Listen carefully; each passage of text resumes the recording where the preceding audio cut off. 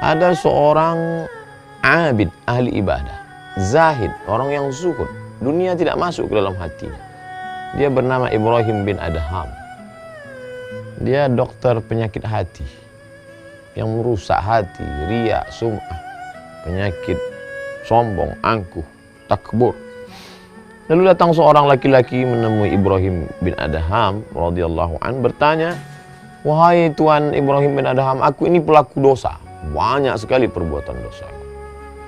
Dan aku ingin berhenti. Kira-kira apa yang bisa membuat aku berhenti dari dosa ini?" Maka Ibrahim bin Adham menjawab, 5 bilang kau lakukan, insya Allah kau berhenti dari buat dosa. Apa itu? Yang pertama,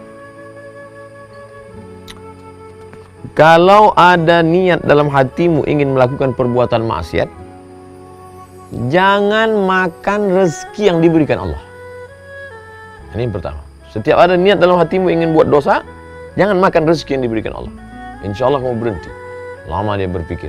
Paling lama tahan tidak makan, tidak minum 2 hari. Setiap mau buat dosa, jangan makan rezeki yang diberikan Allah. Wah, jurus ampuh luar biasa dari seorang tabibul qalbi, obat penyembuh penyakit hati bernama Tuan Ibrahim bin Adham. Lalu apa lagi berikutnya? Jika engkau akan melakukan perbuatan dosa, jangan tinggal di negeri yang negeri itu milik Allah Subhanahu wa taala. Ada niat dalam hatimu ingin buat dosa, ya. Tinggallah sejauh mata memandang, carilah permukaan bumi Allah, tapi yang bukan milik Allah. Tidak ada. Lillahi ma fis samawati wa ma fil ardh. Segala yang di bumi, segala yang di langit milik Allah Subhanahu wa taala. Wah, tidak bisa. Nampaknya tak ada peluang untuk buat dosa. Lanjutkan yang ketiga. Jika ingin melakukan perbuatan dosa, cari tempat yang kira-kira di tempat itu engkau tidak dilihat oleh Allah Subhanahu wa taala. Ini lebih berat lagi. Wa huwa ma'akum aina ma kuntum. Dimanapun kamu berada, pandangan Allah, muraqabatullah, Allah senantiasa. Jadi kalau terlintas di hatimu ingin buat dosa, carilah di atas bukit, di tepi gunung, di tengah danau, di atas batu yang hitam, di tengah malam yang kelam. Kau tetap akan dalam pandangan Allah. La tudrikul absar wa huwa yudrikul absar. Dia tidak dapat ditangkap oleh mata, tapi dia dapat menangkap, melihat semua yang ada, punya mata di atas muka bumi Allah Subhanahu wa taala. Yang keempat, ketika malaikat maut datang kepadamu akan mencabut nyawamu, katakan, tunggu.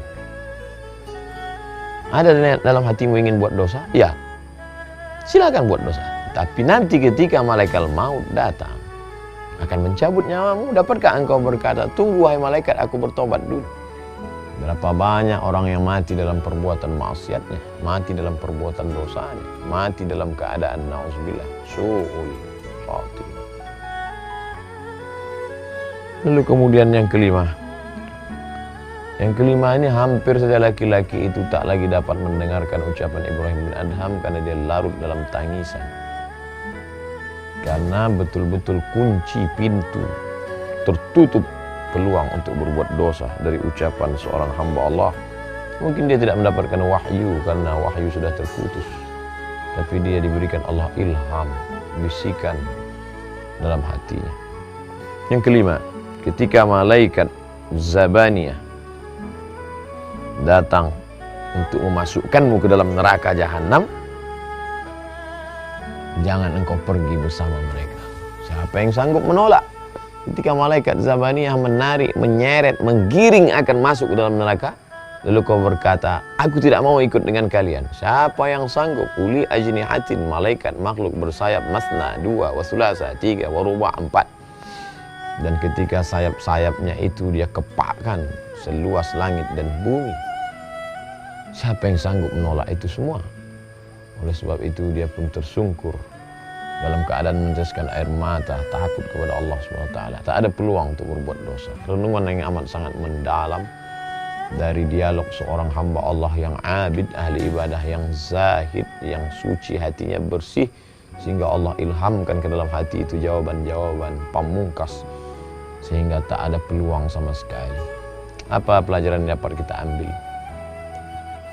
Mungkin ayat-ayatnya ada, hadis-hadisnya ada, tapi untuk meramunya menjadi sebuah formula amat sangat sulit. Tapi begitu Allah bukakan hati seorang hamba, futuh, maka dapat dia menjawab dengan jawaban yang datang dari ilham yang dibisikkan oleh para malaikat, yang diberikan Allah Subhanahu wa ta'ala, sehingga kalimat yang datang dari hati itu masuk juga ke hati. Adapun yang dari mulut tak sampai ke telinga, jangankan masuk ke dalam relung hati yang paling dalam. Oleh sebab itu marilah kita merenung sejenak. Masih sanggupkah kita berbuat dosa padahal kita makan dari karunia Allah? Masih sanggupkah kita berbuat maksiat padahal yang kita injak bumi Allah? Masih sanggupkah kita melawan perintah Allah padahal negeri yang kita diami ini adalah semuanya kuasa Allah? Masih sanggupkah kita berkata, aku mau taubat tapi besoklah, padahal kalau mau malaikat maut mencabut nyawa kita hari ini, kita juga mati. Berapa banyak orang yang mati dalam keadaan tertawa, mati dalam keadaan menonton TV, mati dalam keadaan tidur sehingga tidak terbangun lagi. Masih sanggupkah kita berkata, aku berbuat dosa tapi nantilah, padahal saat itu malaikat sudah lama mengintai kita. Oleh sebab itu merenung sejenak dari kisah orang-orang soleh. Fa'tabiru ya ulil absar, ambil pelajaran wahai orang-orang yang punya hati dan pikiran. Mudah-mudahan bermanfaat. Terima kasih. Assalamualaikum warahmatullahi wabarakatuh.